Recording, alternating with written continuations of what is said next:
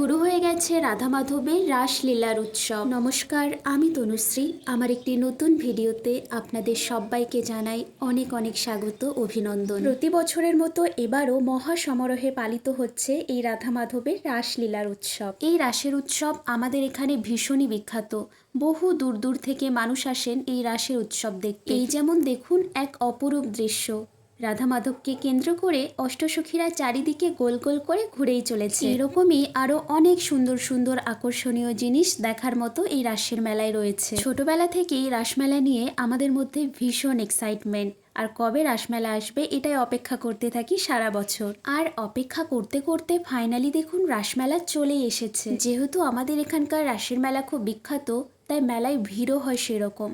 প্রচণ্ড মানুষের ভিড় হয়, আর প্রায় 1 মাস ধরে এই মেলা চলতে থাকে। ভাবলে একটু অবাক লাগবে ঠিকই যে 1 মাস, কিন্তু হ্যাঁ, 1 মাস ধরেই এই রাসের মেলা চলে। 1 মাস ধরেই এই মেলা, গান, উৎসব, আনন্দ সবকিছুই হয়। শুভ রাস পূর্ণিমার অনেক অনেক শুভেচ্ছা জানাই আপনাদের সবাইকে।